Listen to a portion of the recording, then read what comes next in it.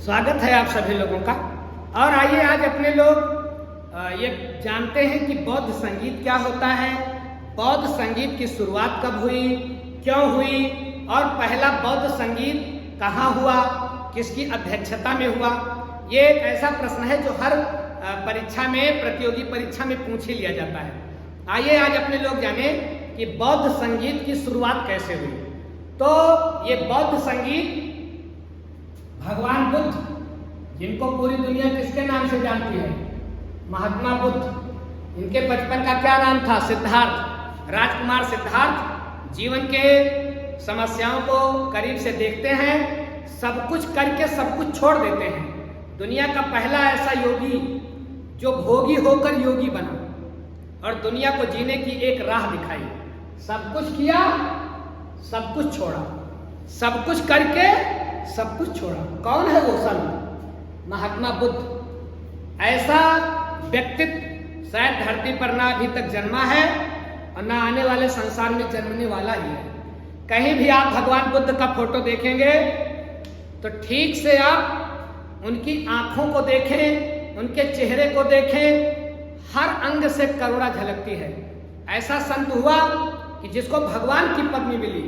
भगवान बुद्ध, महात्मा बुद्ध, जितने अवतार भगवान के हुए हैं, सभी अवतारों ने किसी दुष्ट को मारने के लिए कोई न कोई अस्त्र शस्त्र जरूर धारण किया है। लेकिन हमारे भगवान बुद्ध मुस्कुराते हुए एक दो बात कह करके दुर्दांत दानवों को शांत कर देते हैं, उनका हृदय परिवर्तित कर देते हैं। भगवान बुद्ध ने यह शिक्षा दी कि किसी को हराना, ध्यान रखिए, किसी को हराना आसान है।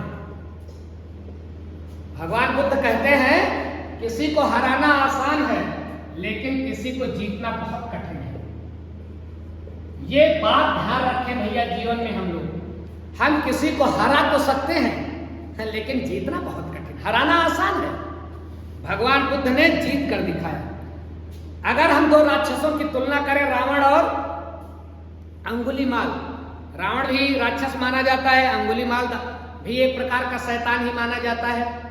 लेकिन दोनों में अगर आप तुलना करोगे तो आप पाओगे कि रावण कम दुर्दांत था, अंगुलीमाल ज्यादा दुर्दांत था। क्यों?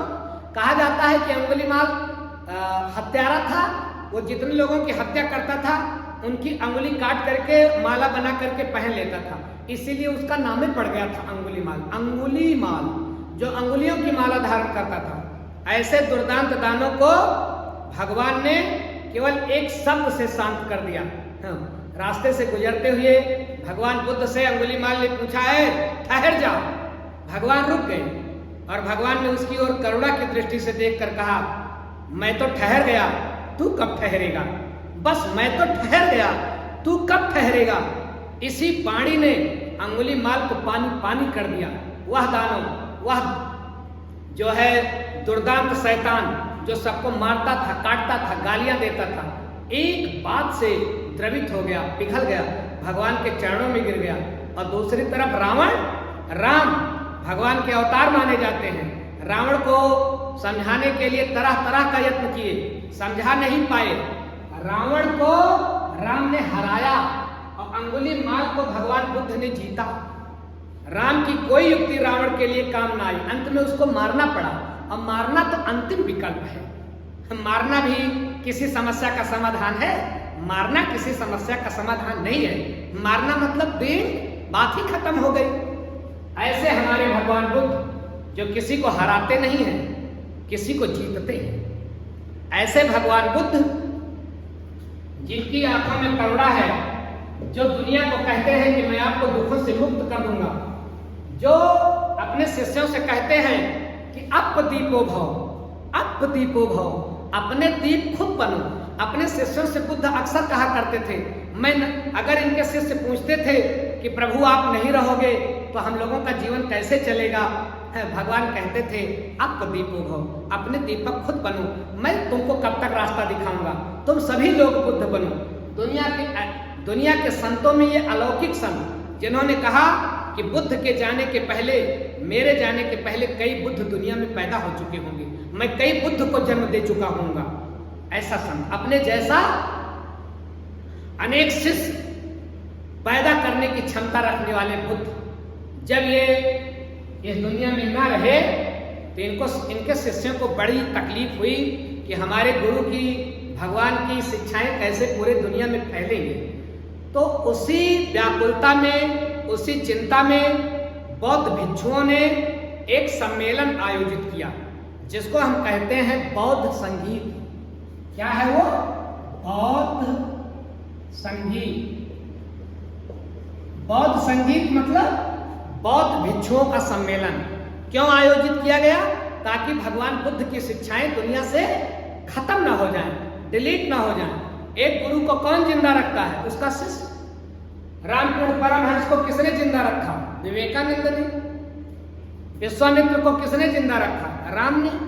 द्रोणाचार्य को आज तक कौन जिंदा रख रहा है? एकलव्य ने। तो भैया एक गुरु की उम्र बढ़ा देता है उसका शिष्य। तो इनके शिष्यों ने सोचा, भगवान बुद्ध के शिष्यों ने इनकी मृत्यु के बाद, जब इनकी मृत्यु हुई कब? 483 ईसा पूर्व। 483 ईसा पूर्व में जब भगवान बुद्ध इस दुनिया में ना रहे तो इनके शिष्यों ने ये तय किया कि एक सम्मेलन किया जाए और भगवान बुद्ध की शिक्षाओं को प्रचारित किया जाए, फैलाया जाए, पूरी दुनिया में फैलाया जाए। उसी का नाम रखा गया बौद्ध संगीत। संगीत का आशय होता है साथ साथ गाना। साथ साथ गाना। संगीत मतलब साथ साथ गाना। बौद्ध संगीत मतलब कि बौद्ध भिक्षुओं का सम्मेलन। और हाँ, एक बात और ध्यान रखें, संगीत का एक आशय होता है सम्मेलन। संगीत मतलब सम्मेलन, संगीत मतलब साथ साथ गाना। तो सारे बौद्ध भिक्षु इकट्ठा होते और ज्ञान का आदान प्रदान करते, भगवान की शिक्षाओं को प्रचारित करते, लोगों में बांटते। इसी का नाम दिया गया बौद्ध संगीत। बौद्ध संगीत का बौद्ध धर्म में बड़ा महत्व है। बौद्ध संगीत,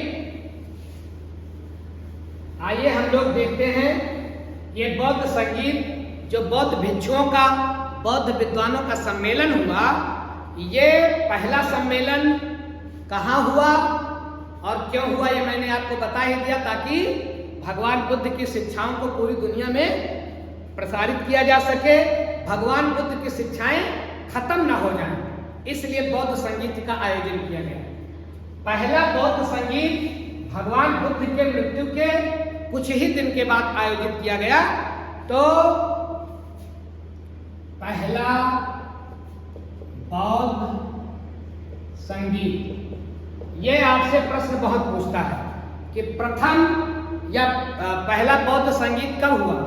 तो इसको आप याद रखेंगे 483 ईसा पूर्व। जैसे भगवान मरे, जैसे भगवान को निर्वाण मिला, उसके कुछ ही दिन के बाद बौद्ध संगीत का आयोजन किया गया। और ध्यान रखें, ये बौद्ध संगीत कहाँ किया गया? बौद्ध भिक्षुओं का सम्मेलन कहाँ किया गया? तो भैया बौद्ध भिक्षुओं का जो सम्मेलन था वो राजगृह में किया गया। कहाँ किया गया? राजगृह में। ये क्वेश्चन भी आपसे बहुत पूछा जाता है कि पहला प्रथम बौद्ध संगीत कहाँ किया गया? तो राजगृह। प्रथम बौद्ध संगीत राजगृह, प्रथम बौद्ध संगीत राजगृह, प्रथम बौद्ध संगीत राजगृह। इतनी बात कंफर्म हो गई। अब आप ध्यान रखें कि उस समय शासक कौन हुआ करता था? उस समय शासक हुआ करते थे, जब प्रथम बौद्ध संगीत का आयोजन हुआ तो शासक हुआ करते थे अजातशत्रु। कौन शासक हुआ करते थे? अजातशत्रु। बहुत ही प्रतापी शासक हुआ। किस वंश के राजा थे ये? हर्यंक वंश। कौन सा वंश? हर्यंक वंश। ये भी आपसे कभी कभी पूछ लिया जाता है कि अजातशत्रु जो है वो किस वंश के राजा थे? तो किस वंश के राजा थे? हर्यंक वंश। कौन से वंश के राजा थे? हर्यंक वंश। इतनी बात कंफर्म हो गई।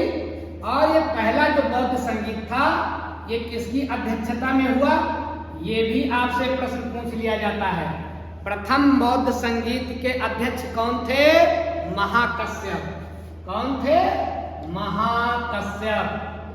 प्रथम बौद्ध संगीत के अध्यक्ष प्रथम बौद्ध संगीत के अध्यक्ष महाकश्यप, प्रथम बौद्ध संगीत के अध्यक्ष महाकश्यप, नाम याद रखिएगा।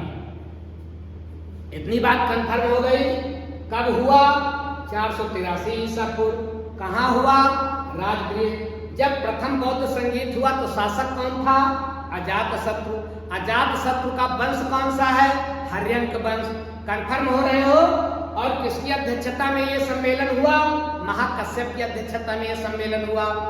और ध्यान रखें कि कितने भिक्षु लगभग आए थे इस प्रथम जो है बौद्ध संगीत में? 300 से 500 तक विद्वान इकट्ठा हुए थे। कितने विद्वान इकट्ठा हुए थे? 300 से 500 बौद्ध भिक्षुओं का यह सम्मेलन हुआ था, पहला बौद्ध संगीत। अब आइए हम लोग देखें कि ये प्रथम जो बौद्ध संगीत है इसमें क्या क्या हुआ, क्या किया इन बौद्ध भिक्षुओं ने इकट्ठा होकर के, बौद्ध विद्वानों ने इकट्ठा होकर के बौद्ध संगीत का जो आयोजन किया, इसमें किया क्या? तो प्रथम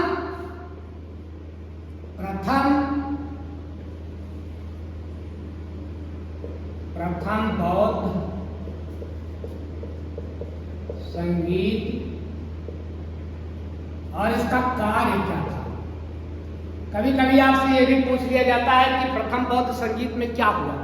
तो प्रथम बौद्ध संगीत में भगवान बुद्ध की शिक्षाओं को 2 ग्रंथों में संकलित किया गया। वो कौन कौन सा ग्रंथ था? एक ग्रंथ था जिसमें भगवान के उपदेशों को संकलित किया गया, उसका नाम रखा गया सुत्त पिटक। पहला कौन सा उपदेशों का संग्रह आया? सुत्त पिटक। याद रखिएगा ये नाम। भगवान बुद्ध के उपदेशों को किस ग्रंथ में संकलित किया गया? सुत्त पिटक। किस ग्रंथ में? सुत्त पिटक। और ध्यान रखें इसका संकलन किसने किया था? भगवान बुद्ध के परम शिष्य आनंद ने। आनंद को भगवान बहुत मानते थे। आनंद को भगवान इतना मानते थे अपने इस शिष्य को कि उन्होंने ये कहा था कि मेरी चिता में आग राहुल नहीं लगाएगा, आनंद लगाएगा। अपने पुत्र से भी ज्यादा स्नेह करते थे आनंद को। तो प्रथम बौद्ध संगीत में जो भगवान के उपदेशों का संकलन किया गया सुत्त पिटक नाम से, उसका संकलन किसने किया? संकलित किसने किया? आनंद ने। और दूसरा इनके उपदेशों को संग्रह किया गया, वो कौन सा ग्रंथ था? विनय पिटक। कौन सा ग्रंथ था वो? विनय पिटक। सुत्त पिटक, विनय पिटक। प्रथम बौद्ध संगीत के 2 संकलन कौन कौन से थे? सुत्त पिटक, विनय पिटक। सुत्त पिटक, विनय पिटक। कंफर्म हो रहे हो? और इसका संकलन किया था उपाली ने। सुत्त पिटक का संकलन आनंद, सुत्त पिटक का संकलन आनंद, सुत्त पिटक का संकलन आनंद, विनय पिटक का संकलन उपाली, विनय पिटक का संकलन उपाली। तो ये प्रथम बौद्ध संगीत के ये 2 महत्वपूर्ण कार्य थे, भगवान बुद्ध की शिक्षाओं का संकलन, ताकि पूरी दुनिया परिचित हो सके भगवान बुद्ध के उपदेशों से, जिसमें उन्होंने जीवन को बड़ा ही सरल बना दिया। जो पाखंडियों ने, हिंदू धर्म के पाखंडियों ने जो जीवन को बड़ा जटिल बना करके रखा था, धर्म को बहुत जटिल बना करके रखा था, उसी को भगवान बुद्ध ने जो सरल कर दिया, उसी सरल उपदेश को दुनिया तक पहुंचाने के लिए क्या होने लगा? बौद्ध संगीत, बौद्ध सम्मेलन, बौद्ध विद्वानों का सम्मेलन। उद्देश्य क्या था? भगवान बुद्ध की शिक्षाओं को पूरी दुनिया में प्रचारित करना, प्रसारित करना। और